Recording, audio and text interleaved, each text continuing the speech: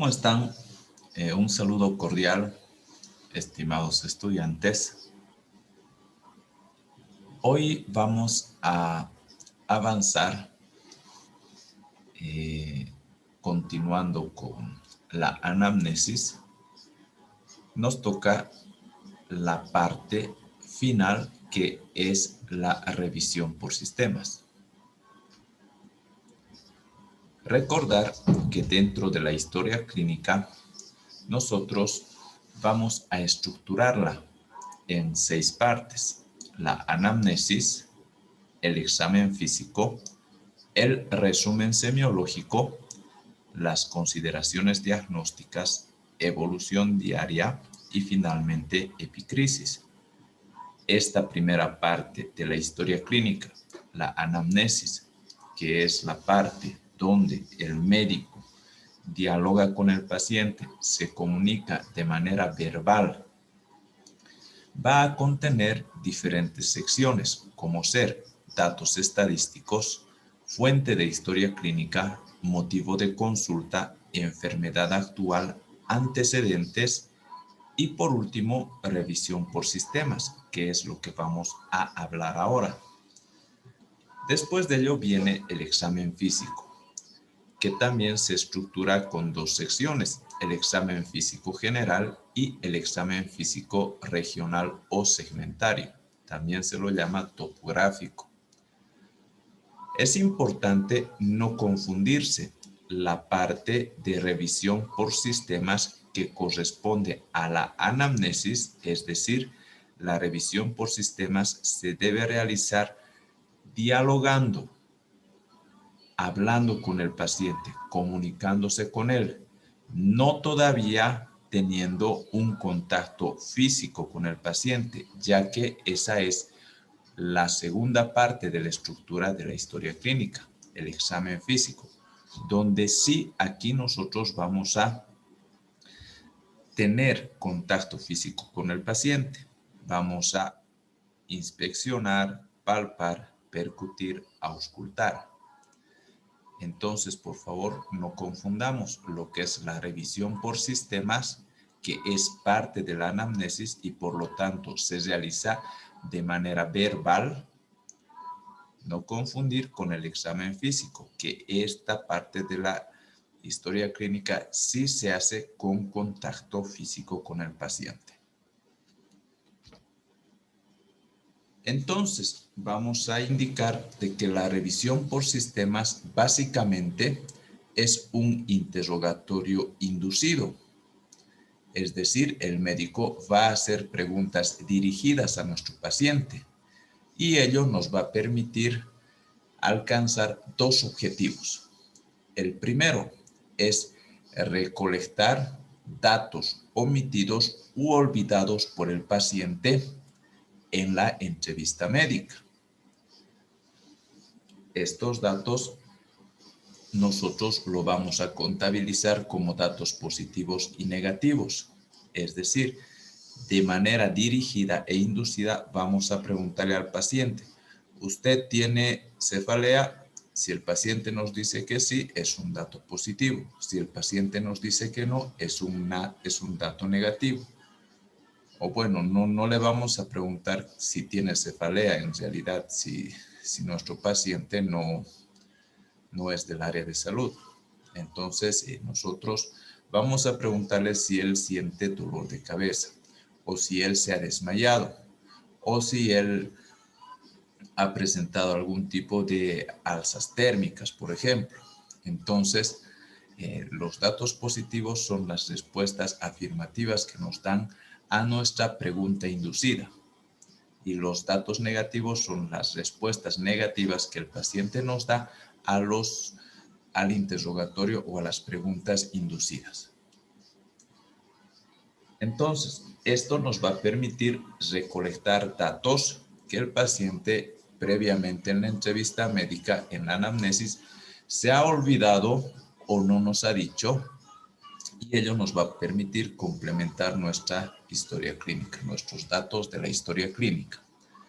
El segundo objetivo por el cual se realiza la revisión por sistemas es el que a través de ello, a través de la revisión por sistemas que vayamos haciendo en orden y de manera verbal, vamos a poder nosotros detectar enfermedad en otras zonas aparte de la afectada por la enfermedad actual. Es decir, vamos a poder, en el caso de que nuestro paciente tenga un problema abdominal, en la revisión por sistemas nosotros vamos a empezar a hacer la revisión desde la cabeza. Después vamos a bajar al cuello, al tórax, abdomen, sistema genitourinario, extremidades, músculo esquelético, etc. Entonces vamos a hacer un recorrido por toda la anatomía del paciente. Obviamente, como es parte de la anamnesis, solo preguntando, todavía no tocando, no, sin que haya contacto físico. Entonces, si el paciente tiene un dolor abdominal, de repente nosotros podemos descubrir también ya en el sistema musculoesquelético que este paciente también siente otras molestias a este otro nivel. Las hipótesis pueden ser o tenemos que esclarecerla si ese dolor abdominal se relaciona con esos dolores en el sistema musculoesquelético o esa alteración musculoesquelética, o si son problemas diferentes. Entonces, ello nos va a permitir la revisión por sistemas. La revisión por sistemas no debe ser muy extensa, ya que los principales problemas fueron identificados con anterioridad en el motivo de la consulta y la enfermedad actual. Para reforzar tenemos un modelo de historia clínica donde aquí se ha anotado la estructura básica de la historia clínica. Estamos en esta primera parte que es la anamnesis, estamos avanzando todo lo concerniente a la anamnesis y tenemos dentro de la anamnesis los datos estadísticos, fuente de historia clínica, motivo de consulta, enfermedad actual, antecedentes y la revisión por sistemas. Dentro de esta historia clínica, la revisión por sistemas se ha resumido en estos 5 sistemas: sistema nervioso central, sistema cardiopulmonar, sistema genitourinario o gastrointestinal, sistema genitourinario y sistema musculoesquelético. Es bueno saber de que si es que encontramos algunas otras alteraciones fuera de estos sistemas, aquí abajo nosotros podemos añadir otros y redactamos lo que ya hemos encontrado en esa parte de la historia clínica. Y luego viene el examen físico. Como habíamos dicho, el examen físico es general, regional.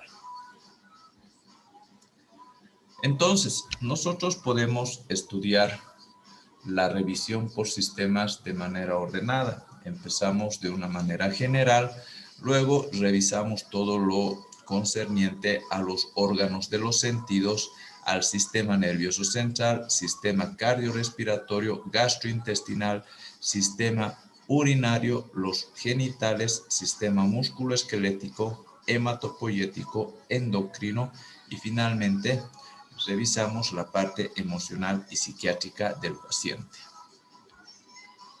Empezamos de manera general.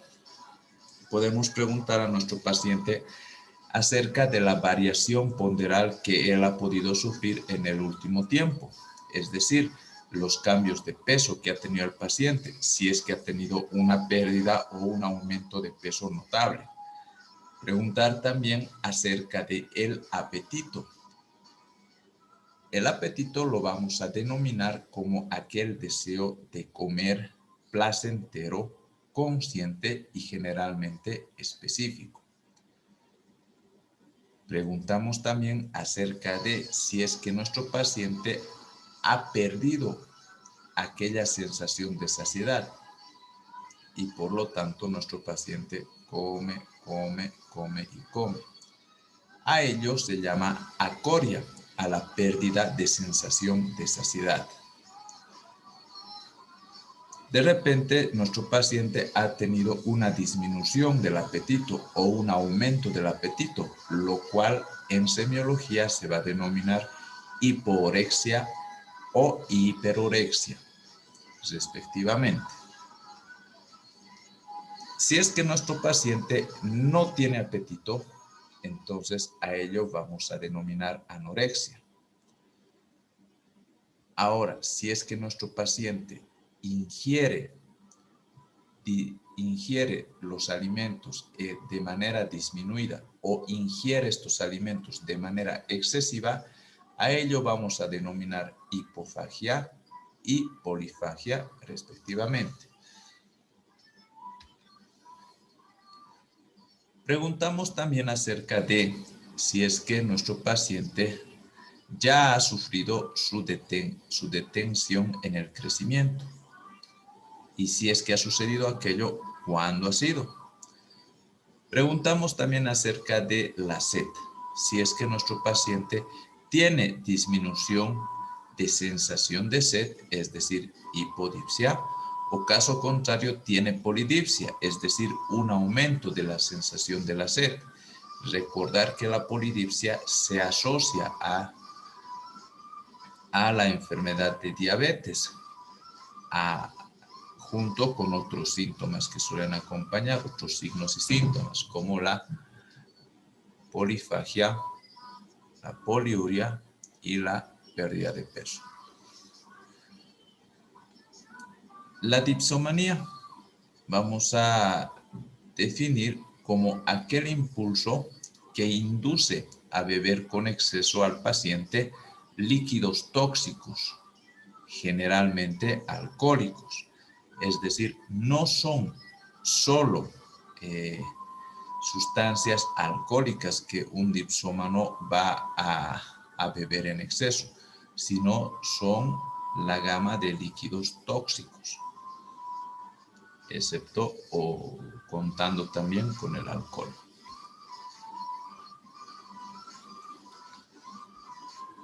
Vamos a preguntar también si es que nuestro paciente ha sufrido periodos de alzas térmicas o escalofríos. Si es que nuestro paciente suda profusamente, a ello vamos a denominar diafóresis. O si es que nuestro paciente presenta debilidad en relación a el tipo de debilidad que presente, si es que se relaciona con la actividad física o no existe actividad física por medio, vamos a diferenciar en astenia y fatiga. Astenia es aquella debilidad que presenta el paciente, pero sin un antecedente reciente de haber realizado actividad física. En cambio, fatiga se denomina a aquella debilidad que el paciente presenta, pero después de haber realizado un esfuerzo físico. La adinamia. La adinamia quiere decir de que nuestro paciente está postrado en la cama, es decir, no puede moverse. Preguntamos también acerca de si es que tiene algunas sensaciones desagradables, como ser el prurito. El prurito es aquel picor o comezón que provoca de manera imperiosa el deseo de rascarse al paciente. Preguntamos también cómo está nuestro paciente en relación al sueño. Si es que tiene una falta de sueño, vamos a denominar o vamos a decir que nuestro paciente presenta insomnio. Eso de manera general. Ahora vamos a pasar a los órganos de los sentidos. Dentro de los órganos de los sentidos vamos a empezar con los ojos. Y preguntamos si es que a este nivel el paciente ha experimentado últimamente dolor o lagrimeo constante, o si es que ha advertido que a nivel del globo ocular, que existe una infiltración edematosa de la conjuntiva que va a formar un rodete circular alrededor de la córnea. A ello se denomina quemosis. Es importante recalcar que en semiología vamos a aprender bastantes términos de uso médico. Entonces, en este tema de revisión por sistemas vamos a abundar en estos términos. Vamos a preguntar también evaluando la agudeza visual. Recordar que por este momento en la revisión por sistemas solo preguntamos, hacemos la revisión por sistemas de manera verbal, todavía no física. En relación a la agudeza visual, preguntamos si es que el paciente ve bien o tiene una visión borrosa, o si usa lentes para corregir los defectos de la visión. Preguntar acerca de diplopía, que es la percepción de dos imágenes existiendo un solo objeto. O los fosfenos, que es aquella sensación que tiene el paciente de ver manchas luminosas como chispas y círculos de luz. Indicar que los fosfenos suelen preceder a un ataque convulsivo epiléptico. Los escotomas. Los escotomas son aquella pérdida visual en zonas bien circunscritas del campo visual, es decir, como lagunas dentro del campo visual. Preguntar también acerca de hemianopsia, que es la pérdida de la mitad del campo visual.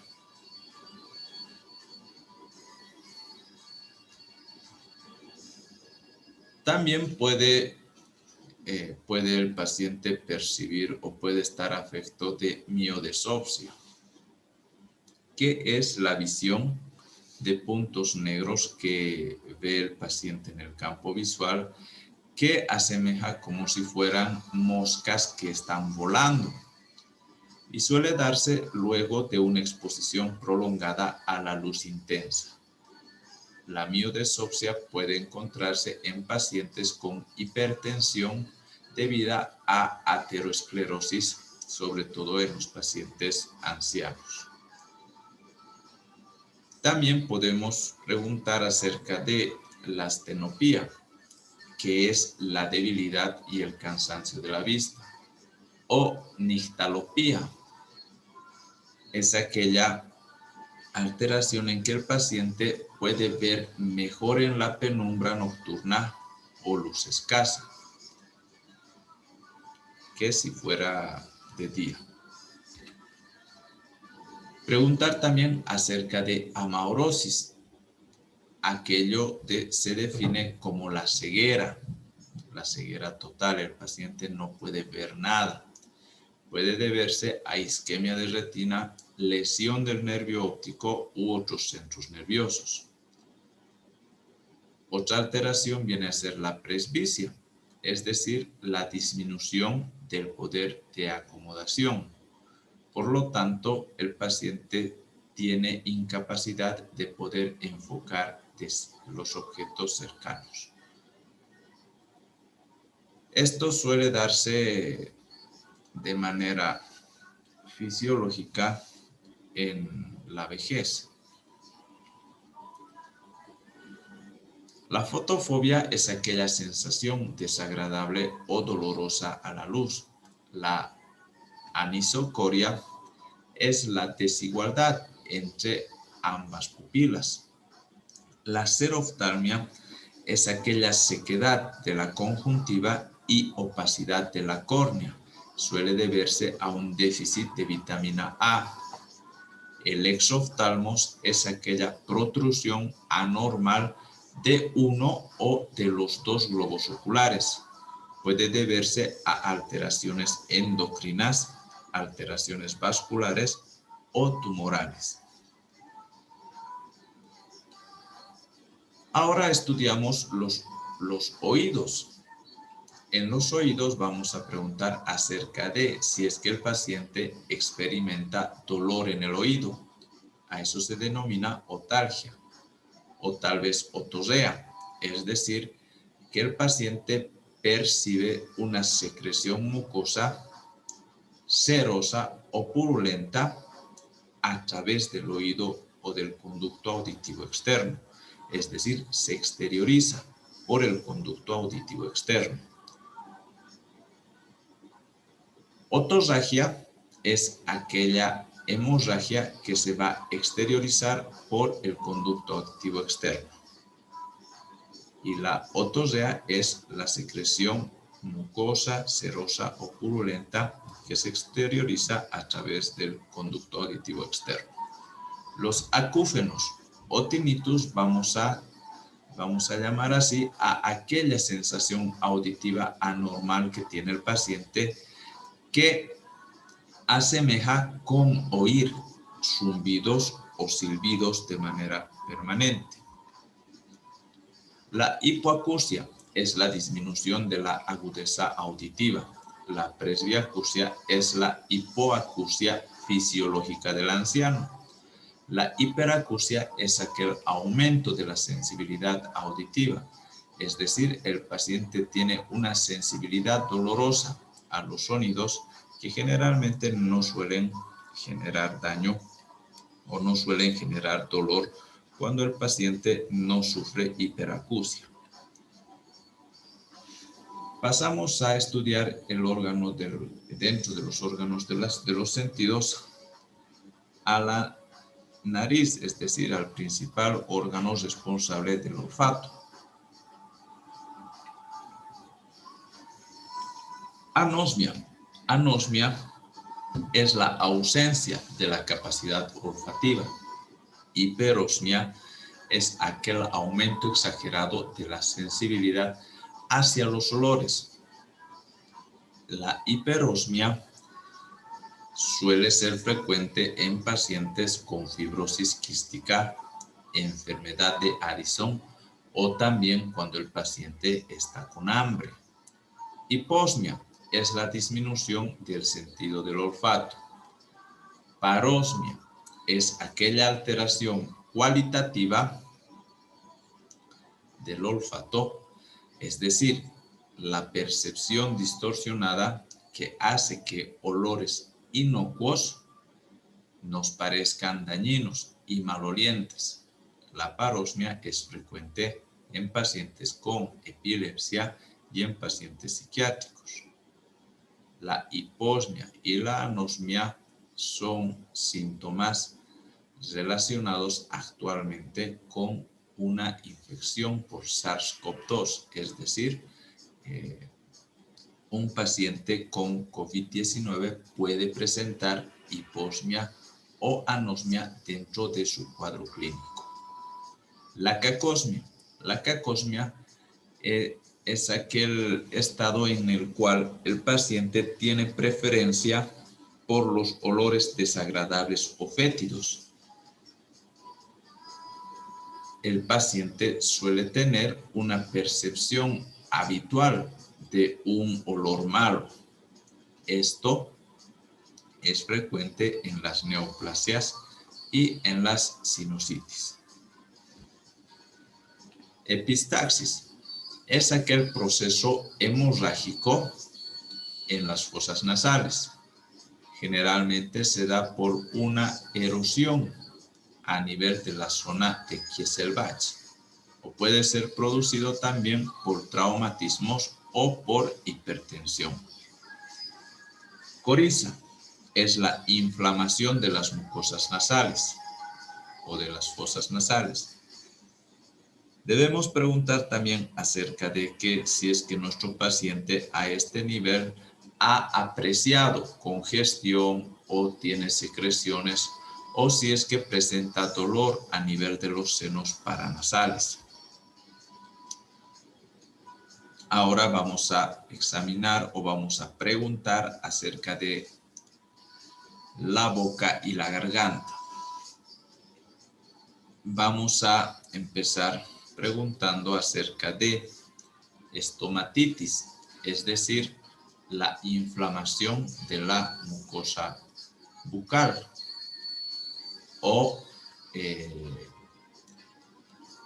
después vamos a continuar el interrogatorio preguntando acerca de gingivorragias, es decir, si el paciente ha presenciado que sus encías sangran. Queilitis es la lesión inflamatoria de la comisura labial. Esta puede ser debida a una afección micótica por Candida albicans o puede deberse a una deficiencia de riboflavina. O la glositis, que es la inflamación de la lengua.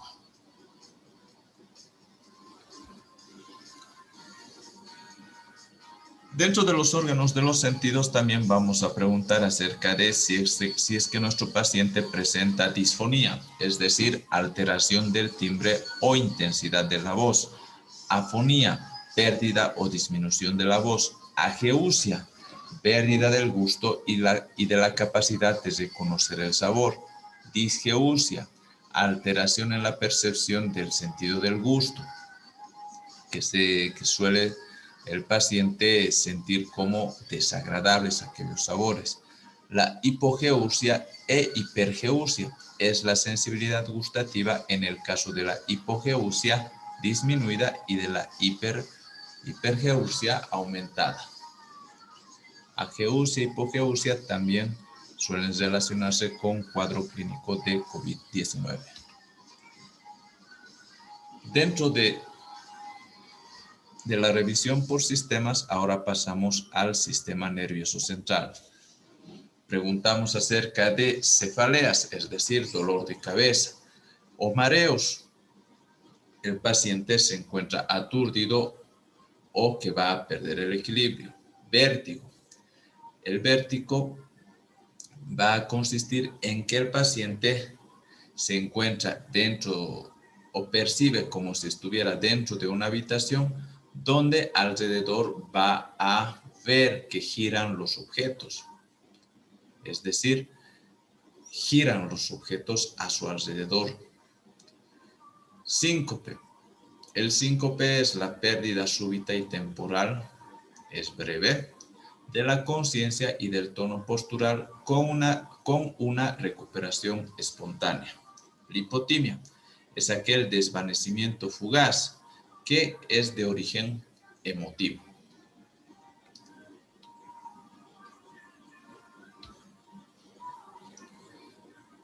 Preguntar acerca del ciclo de vigilia y sueño.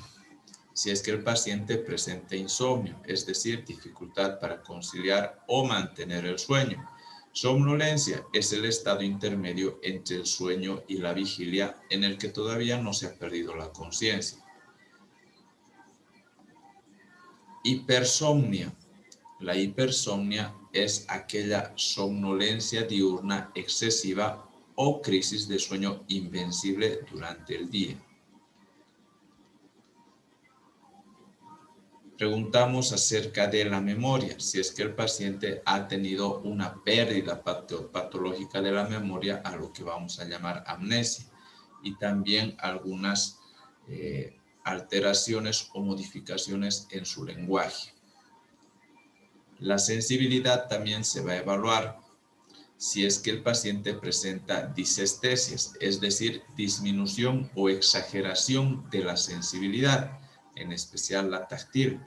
Parestesias, cuando el paciente tiene una sensación de hormigueo en un territorio cutáneo. Suele reflejarse por enfermedad del sistema nervioso o circulatorio. Hipoestesia es la disminución de la intensidad de las sensaciones. Hiperestesia es el aumento de la intensidad de las sensaciones. Preguntamos también si es que el paciente presenta temblores, convulsiones, estados de confusión y obnubilación, es decir, disminución del nivel de conciencia. El paciente va a tener confusión, torpeza de movimientos, lentitud psíquica, disminución de la atención. Todo esto suele deberse a intoxicaciones, traumatismos encefalocraneanos, post-crisis convulsivas epilépticas. También el paciente queda confuso y a veces obnubilado. En cuanto a la marcha y equilibrio, también vamos a tratar de preguntar si es que hay algunas alteraciones. Es decir, que el paciente se tropieza cada rato o se choca constantemente con los muebles. Hipotonías también, es decir, la disminución del tono muscular, o cuando este tono muscular está ausente, vamos a llamar atonía. Vamos a preguntar también si es que existe, si es que el paciente puede controlar sus esfínteres.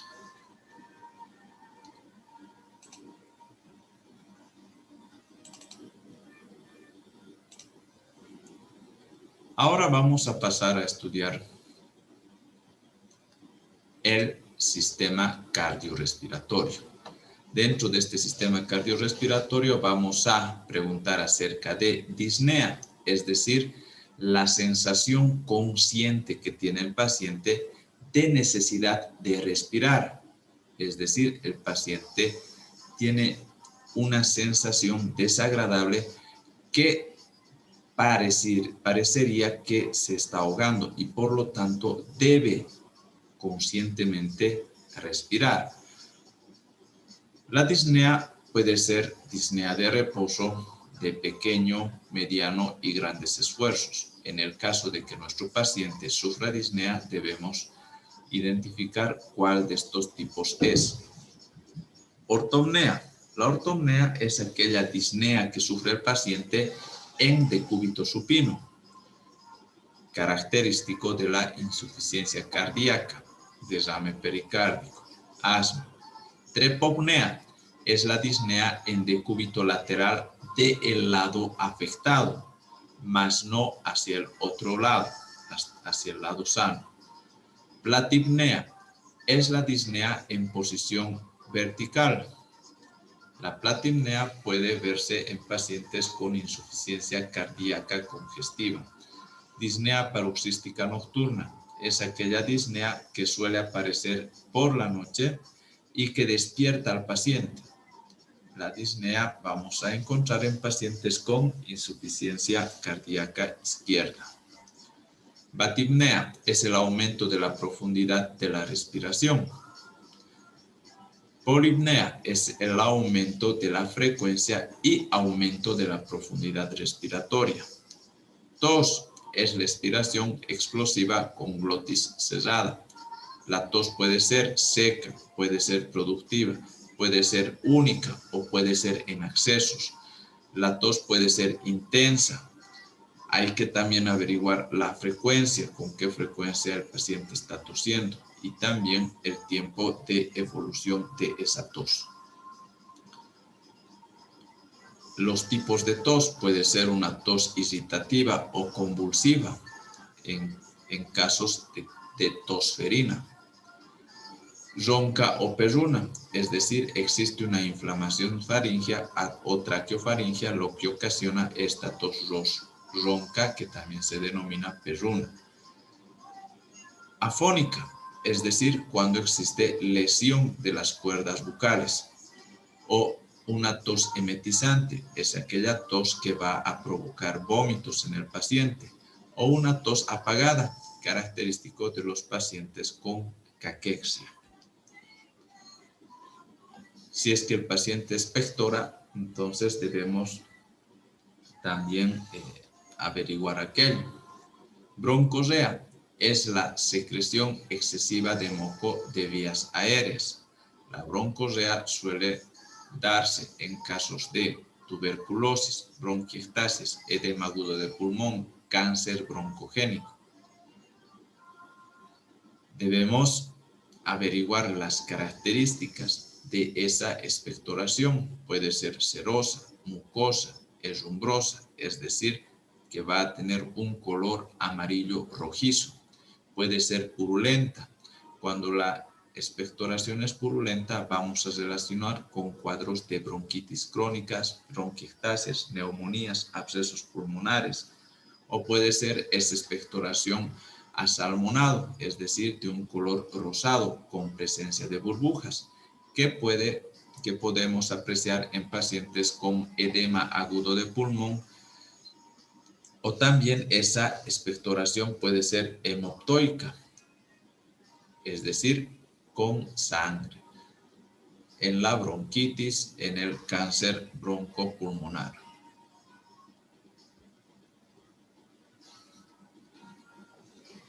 Preguntar también acerca del color y olor, si es que, por ejemplo, es de un olor fétido y un color amarillento verdoso, vamos a relacionar con pus. Si es que es de color blanquecino, en la cual predomina mucus o color rojizo, vamos a deducir de que va a ser una expectoración con sangre. Hemoptisis es la expectoración de sangre proveniente del aparato respiratorio. La hemoptisis se puede apreciar en cuadros de embolia pulmonar, tuberculosis, estenosis mitral, cáncer broncogénico. Vómica. Vómica es la expulsión brusca y masiva de gran cantidad de pus, líquido hidatídico y otras materias a través de las vías respiratorias. Vómica puede darse en bronquiectasias, abscesos o quistes hidatídicos rotos en empiema abierto al bronquio. Vamos a preguntar también acerca de precordalgia, que es el dolor anginoso opresivo. Preguntar si se relaciona con el esfuerzo, con los dolores o la precordalgia también se puede asociar en pacientes con infarto de miocardio. Las palpitaciones. Las palpitaciones es aquella sensación de latidos cardíacos rápidos, agitados y muy frecuentes, que generalmente son desagradables, que percibe el paciente. Cianosis es aquella coloración azulada de la piel y las mucosas.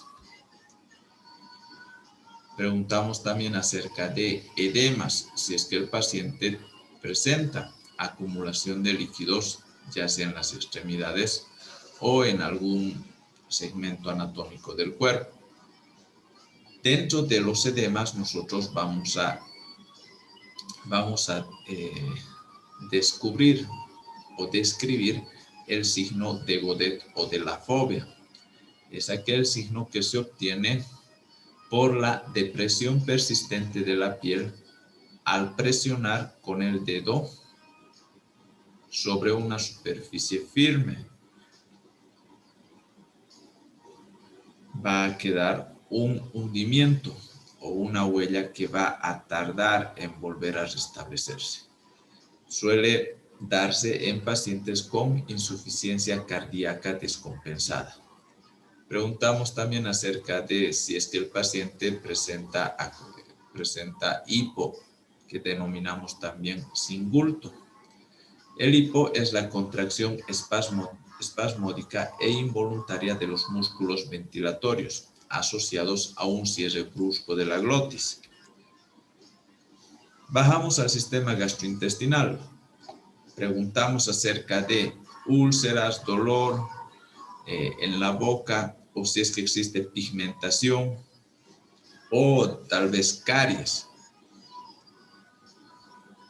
Preguntamos también acerca de gingivitis, es decir, la inflamación de las encías, o gingivorragia, que viene a ser la hemorragia de las mismas. Cialosea es la excreción excesiva de saliva por una mayor producción. Puede darse por afecciones de la mucosa oral y la lengua, o también por estados de dentición o factores psicógenos. Serostomía. La serostomía es lo contrario, es la sequedad de la boca por falta de secreción normal de saliva. Es frecuente este signo en el síndrome de Sjögren. Halitosis es el mal aliento que puede tener origen en la boca o no. Se relaciona con caries, amigdalitis, tuberculosis avanzada, insuficiencia hepática, absceso pulmonar, uremia crónica. Preguntamos acerca de si es que nuestro paciente no tiene alteraciones en cuanto a la parte motora de la masticación y la deglución. Disfagia es aquella dificultad para deglutir. Puede deberse a tumores o a cuadros de esofagitis. Odinofagia es una deglución dolorosa. Puede ser esta deglución dolorosa ya sea a los alimentos sólidos o tal vez en casos más graves a los alimentos líquidos. La digestión, ¿qué tal está nuestro paciente en cuanto a su digestión? Si es que es acelerada o, caso contrario, retrasada o retardada. Preguntar si es que tiene el paciente intolerancia a algún tipo de alimento o si es que nuestro paciente presenta pirosis, que es la sensación de quemazón en la zona retroesternal, que sube desde el estómago hasta la faringe. Es ocasionada generalmente por la regurgitación del ácido gástrico. Regurgitación es el regreso sin esfuerzo del contenido alimentario a través del esófago hasta la orofaringe, característico del reflujo gastroesofágico. Mericismo es regurgitar la comida del estómago a la boca y mantener luego en rumiación. Náuseas es la sensación que indica la proximidad del vómito. Vómito es la expulsión forzada del contenido gástrico por la boca. Debemos, en cuanto al vómito, también preguntar acerca de la cantidad, el color, el olor, el sabor y el contenido del mismo. El vómito puede ser alimentario. Este alimento puede estar digerido o no. El vómito puede también contener jugo gástrico. En la úlcera duodenal, hipersecreción gástrica, síndrome de Zolliger-Ellison, o el vómito puede tener características biliosas, es decir, tener un color verde oscuro y un sabor amargo. O también puede ser mucoso.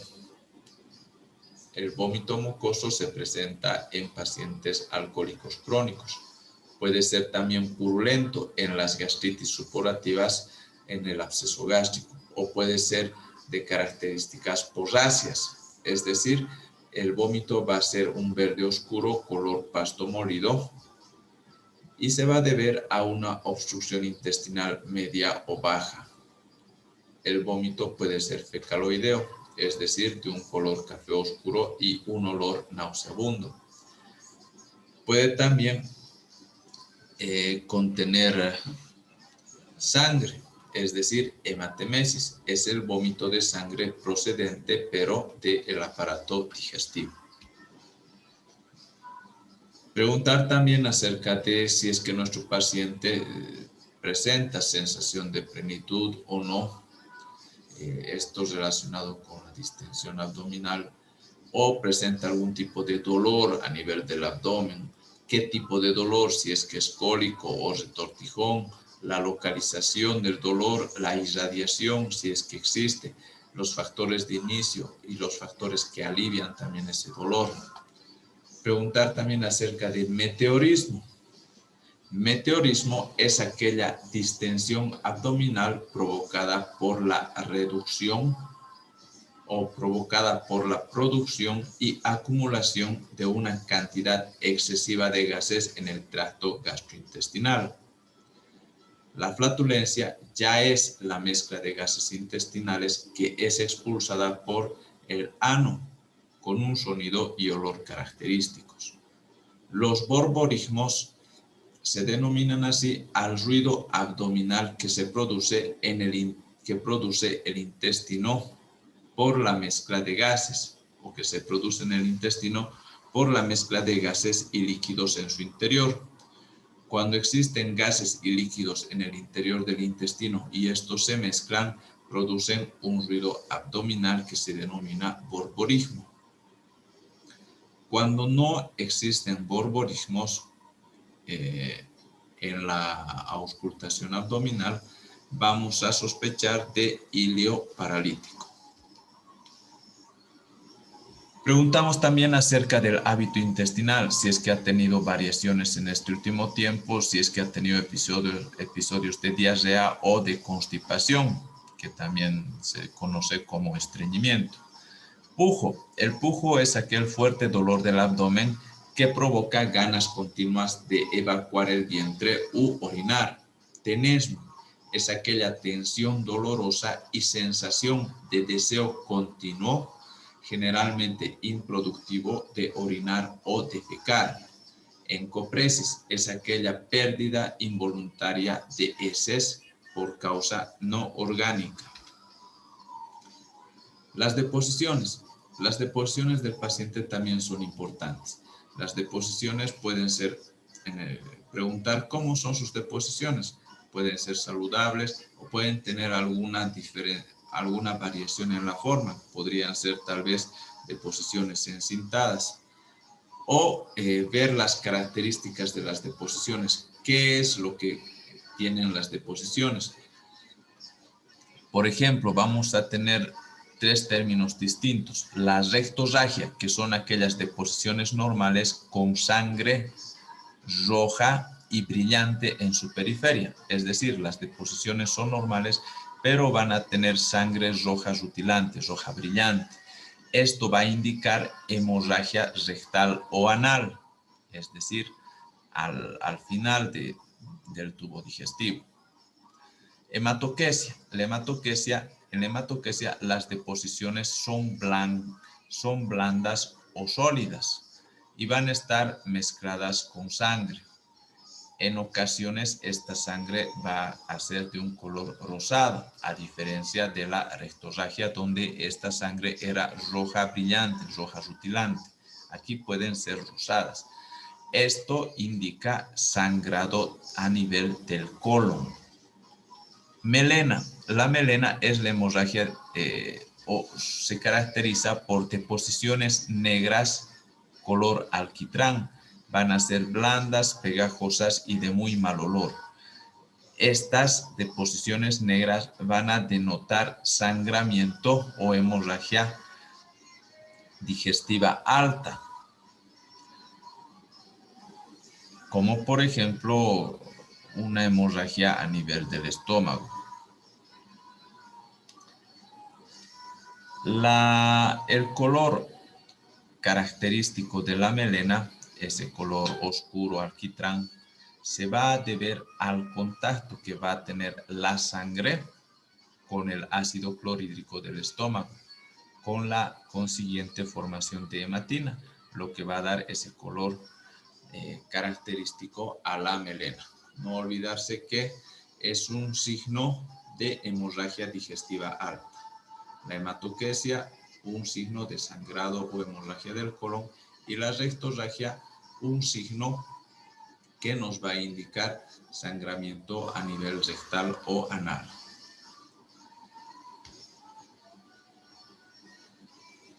El color de las heces también es importante. Por ejemplo, tenemos la acolia, que es la pérdida del color de las heces. Es decir, en la acolia las heces van a estar blanquecinas. Podemos ver las heces normales que suelen ser de color café.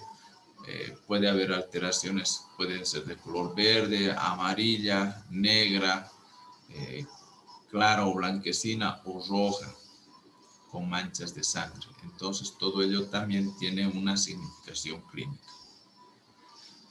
Preguntar también si es que el paciente tiene dolor, ardor, prurito a nivel del ano. Esto nos puede reflejar un cuadro parasitario como la oxiriasis o lesiones a este nivel. Entonces vamos a continuar la próxima clase con el sistema urinario y su desarrollo. Que tengan un buen día. Nos vemos la próxima clase. Chao.